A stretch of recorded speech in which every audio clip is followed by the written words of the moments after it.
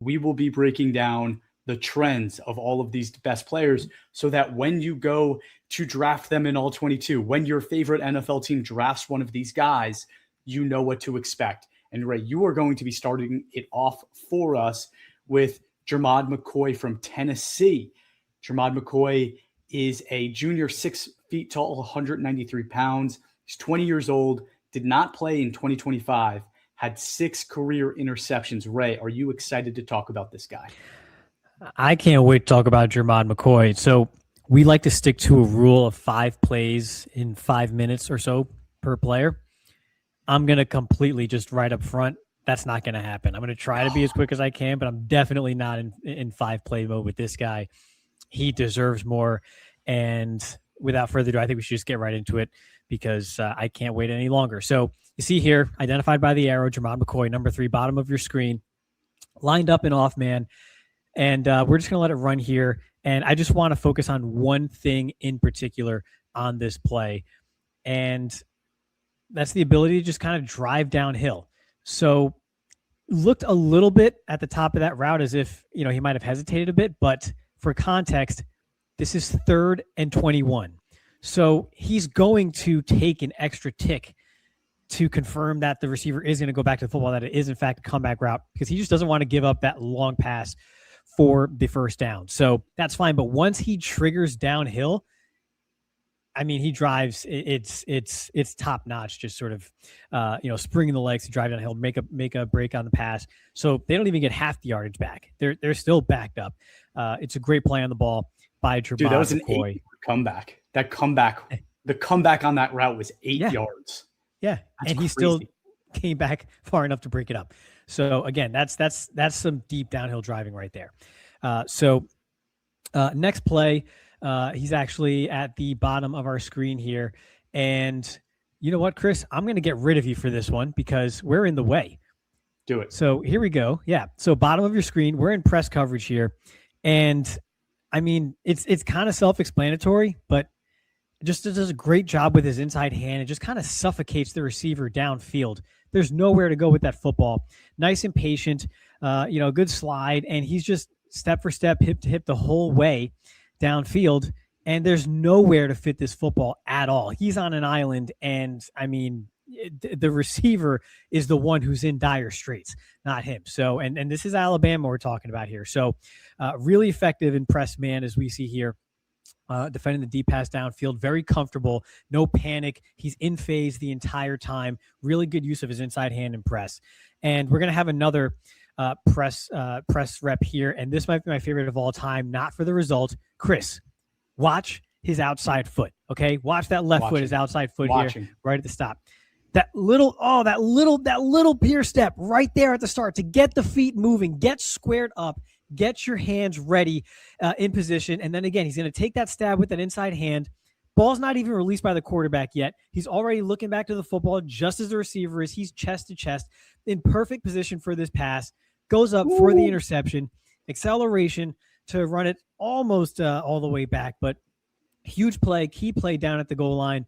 But again, it's the little things, okay? It's like slow feet don't eat and dead feet get beat. That little pier step right at the snap squares up your body, gets your feet moving, all right? So you're in an athletic position, and then he can throw that inside hand stab, as you see here at the goal line, to cut off any potential inside movement from the receiver. And then once he feels that sort of vertical release from the receiver, he gets chest to chest. He's looking back to the football. I mean, it doesn't get any better than this. That's exactly how you teach it. And to put it into practice like that, that's a beautiful rep right there. I love the footwork. I love the pier step. I love the feel that he has in press. And you're going to notice this a lot. We're on play 4. They leave him in press a lot. They are totally comfortable just telling McCoy, go ahead, get in his face. You do you got this. You just chase whoever the number 1 receiver is around the field, and we'll work the rest of the defense around you. So I'm going to show you press coverage here where perhaps the technique isn't so great, right? And at the snap here, so he kind of wrong hands it, and it just, oh my gosh, it doesn't matter. Like, are you kidding me? Look at the hips. Look at the hips. That was like 3 hip flips in 1 rep. Again, so right at the start here, and just watch. All right, outside, nope, inside, nope, back outside. Okay, fine, and I'm going to ride you. There's nowhere to go. The ball obviously doesn't go his way, but I mean, look at that is textbook. I mean, you're either born with hips like that or you're not. I mean, the ability to just sort of ride with the receiver and flip and turn and run all the way downfield and not give up an ounce of separation is top notch. But enough about press coverage. We've seen enough of that already.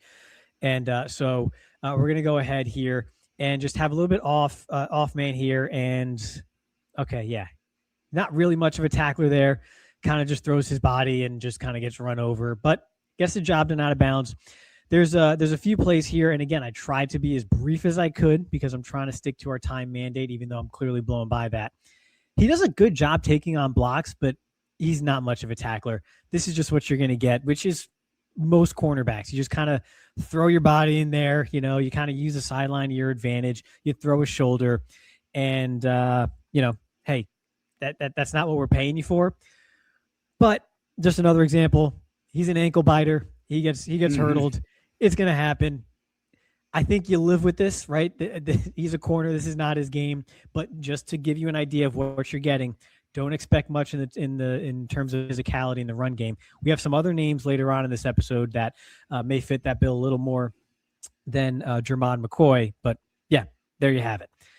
So we're going to stick with the off coverage theme here and just the crossover run again to kind of come back to the football. So obviously he's not targeted yet again, but right here, just mirroring the receiver's break. I mean, look at this. It's a straight. They could be on a string, and there's nowhere to go with that football if it were to go to that receiver. He's driving on the ball, and he's right there. He's hip to hip with that receiver. So in off coverage, he's still, again, similar to that first play we saw. He has the ability to transition from a crossover run, plant and drive downhill and make plays on the football. This isn't just an athletic, just kind of fluid hip press coverage, run with you downfield type of player. He has that downhill ability as well. This might be the last play, I think, and so we're going to go to press again. And just to show you, again, some of the next level stuff, he misses, right? He gives up a catch, but he still recovers to make the tackle. And I think we're going to see it from the other angle. But if you think about it, first off, this is Ryan Williams, who many project as a first-round receiver in the NFL in the 2027 draft class. So if you're going to be manned up in press for an entire afternoon, you're going to give up some catches. But right here, he misses, right? He falls for the outside fake. His hips are locked. But the recovery here, typically you're expecting this number 4 to have to come in and make this tackle as the ball is released, because typically when you're in that position, you're not going to catch up to, especially Ryan Williams. You're not catching up to that player. But no, he flips the hips, still quick enough, and recovers to catch up, and he makes a tackle. Not the middle defender here, not the safety here coming downhill. He's the one who makes a tackle. So he has that recovery as well. You're going to see it from this angle. And if I could pause it right at the exact moment, he's already, I mean, think about how badly he was beat right at the snap, and he's already within a half yard of the receiver here and closing and able to make the tackle to minimize the damage. So again, this isn't perfect, perfect technique. This isn't a perfect prospect, but when he gets beat, as all corners do, he has that recovery, speed, quickness, and drive, so that those windows are tight and they're only open but for so long, if at all, over the course of one of his reps. So honestly, Jermod McCoy, I could do a 3-hour episode on this player. I wish I could just throw every single rep in here and just talk about it, because I think far and away, if not for his injury, he would be the number 1 corner in this class, and probably he would be in the conversation for the top overall defender in this class for my money. I think his 2024 tape, just down to down, game to game, is absolutely top notch. We'll talk about maybe how high I have him compared to some of the other corners in recent years of the All-22 era. But spoiler alert, he's up there. Obviously, the question is going to be the knee, how he responds to it. He had his pro day and everything, and he tested really well. But how can he really plan and drive? And when he's kind of in those uncomfortable positions, does he trust that knee just yet? How's he going to recover? Outside of that, this is one hell of a prospect who would be going in the top 5 of the draft for sure. Oof. So just to give people some context, right? After that injury 4.38 40-yard dash, 38-inch vert, and a 10.7 broad jump. So there is no question that he looks pretty healthy, right? Like this guy is going to be ready by next season. And I think teams are going to be excited to know that if they draft this guy, he will be there to play for them. But we'll talk about that later. Ray, I am